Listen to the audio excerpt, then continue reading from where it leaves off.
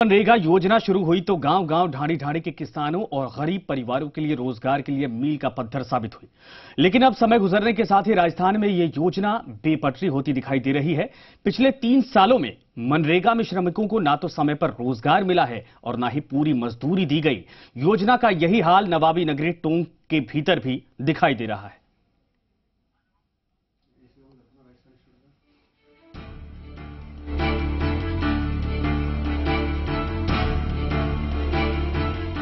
मनरेगा योजना की शुरुआत रोजगार गारंटी के लिए हुई थी। इसका फायदा भी लोगों को खूब मिला है, लेकिन समय बीतने के साथ साथ योजना का क्रियान्वयन राजस्थान में सुस्त होता चला गया। फिलहाल टोंक की 6 पंचायत समितियों की रिपोर्ट तो यही कहती है। नई सरकार आने के बाद पिछले सरकार में हुए कामकाजों की समीक्षा लगातार की जा रही है। इसी कड़ी में पंचायती राज विभाग ने प्रगति रिपोर्ट तलब की तो सारी हकीकत सामने आ गई। पंचायत राज मंत्री जी से कहना चाहेंगे कि ऐसे अधिकारियों के खिलाफ सख्त से सख्त कार्रवाई होना चाहिए जिन्होंने मनरेगा कार्य को बंद रखा और जो है आज नौबत आ गई कि किसान बाहर जा रहा है।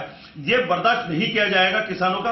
आप देखिए वैसे टोंक जिला जो है पिछड़ा जिले के अंदर आता है कि ऐसे अधिकारियों के खिलाफ सख्त से सख्त कार्रवाई होना चाहिए जिससे कि किसानों को राहत मिल सके।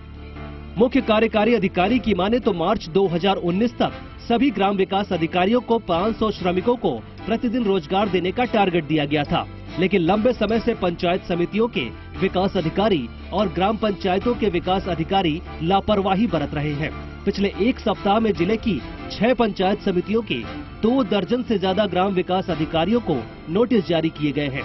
साथ ही विकास अधिकारियों, जेटीए समेत मनरेगा से जुड़े अन्य कार्मिकों को नोटिस जारी कर जवाब मांगा गया है।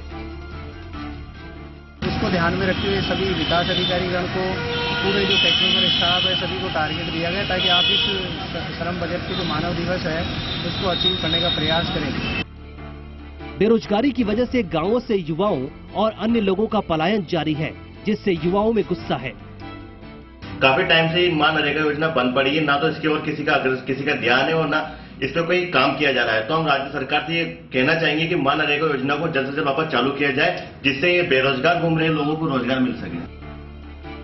जिले में अलीगढ़ पंचायत समिति की हालत सबसे खराब है, तो कई ग्राम पंचायतों में मनरेगा योजना भी ठप सी नजर आती है। मालपुरा, टोडा रायसिंह और निवाई की हालत भी ऐसे ही है, जबकि देवली में थोड़ी प्रोग्रेस दिखाई पड़ी है। ग्राम विकास अधिकारियों को भी हमने नोटिस जारी किया है ताकि वो लोग उनको हमने ये मौका भी दिया है कि वो 3-4 दिन में उस काम को पूरा करके और हमें उसका जवाब भी दें, ताकि जो जिले की रैंकिंग पुनियारे की वजह से काफी पीछे हो रही है तो उसको हम पुनः प्राप्त करके और जो इस राज्य की रैंकिंग है उसमें हम अपना स्थान बना सकें। एक और टोंक से विधायक और सूबे के डिप्टी सीएम सचिन पायलट मनरेगा को लेकर गंभीर दिखाई पड़ रहे हैं, जिसके चलते अधिकारियों की नींद उड़ी हुई है। तो दूसरी ओर कमजोर प्रोग्रेस रिपोर्ट से अधिकारी भी अब परेशान नजर आते हैं।